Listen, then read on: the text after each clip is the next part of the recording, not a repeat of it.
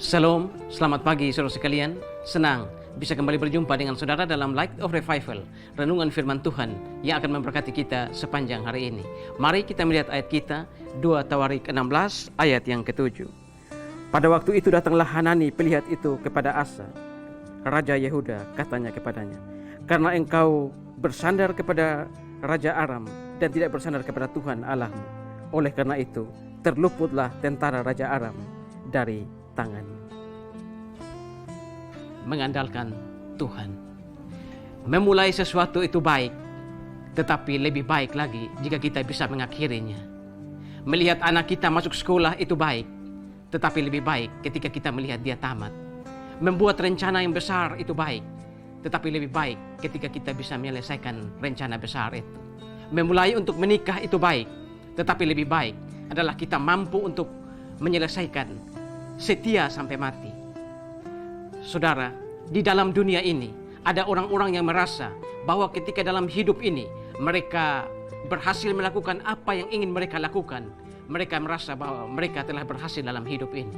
Tetapi saudara, sebagai orang percaya, keberhasilan dari orang percaya bukan apa yang ingin kita lakukan dan berhasil, tetapi apa yang ingin Tuhan mau kita lakukan dalam hidup ini. Lalu saudara, bagaimana agar hidup kita bisa menjadi hidup yang berhasil? Sebagai orang percaya, bagaimana agar hidup kita menjadi hidup yang berhasil? Yang pertama, kita harus bersandar pada Tuhan. Bersandar terus menerus. Tidak ada saat di mana kita tidak bersandar pada Tuhan. Dan saudara-saudara, inilah kegagalan dari Raja Asa. Padahal ketika muda, dia selalu bersandar pada Tuhan. Tetapi ketika menjelang masa tua, dia tidak lagi bersandar pada Tuhan. Memang saudara, tidak mudah untuk bersandar pada Tuhan terus menerus. Ketika kehidupan kita berjalan normal, ketika kita kaya, sehat, tidak sakit, dan semuanya baik-baik saja, biasanya kita tidak mampu untuk bersandar pada Tuhan. Kita tidak mau untuk bersandar pada Tuhan. Tetapi ketika hidup buruk, sakit, keadaan ekonomi buruk, kita mulai bersandar pada Tuhan. Saudara, yang Tuhan inginkan adalah ketika kehidupan kita baik-baik saja, ataupun kehidupan kita menjadi buruk, lalu Tuhan menolong kita dan kehidupan kita menjadi baik, kita harus tetap ingat pada Tuhan dan selalu bersandar pada Tuhan. Lalu, bagaimana agar hidup kita sebagai orang percaya menjadi hidup yang berhasil? Yang kedua adalah peka atau selalu mendengar teguran Tuhan. Ketika satu saat Raja Asa mengeluarkan emas pribadinya, lalu mengambil emas dari bait suci yang bukan miliknya, lalu dia menyuap Raja Aram. Sesudah dia menyuap Raja Aram, menjadi bersahabat dengan Raja Aram, keadaan negeri menjadi aman. Rakyat memuji dia, menteri-menterinya memuji dia, bahwa raja melakukan sesuatu yang bijaksana. Raja Asa menjadi senang. Tetapi saudara, seperti ayat kita tadi, datanglah seorang pelihat. Pelihat ini artinya nabi. Dia datang dan berkata kepada Raja Asa, karena engkau tidak bersandar pada Allah, maka tentara Raja Aram terluput dari tangan. Apa maksudnya saudara? Maksudnya adalah saudara, sebenarnya dalam rencana Tuhan, Tuhan akan memberikan Raja Aram dan tentara-tentaranya dikalahkan oleh Raja Asa. Tetapi karena dia tidak bersandar pada Tuhan, maka Tuhan tidak menyertai dia dan tentara Raja Aram terluput dari tangannya.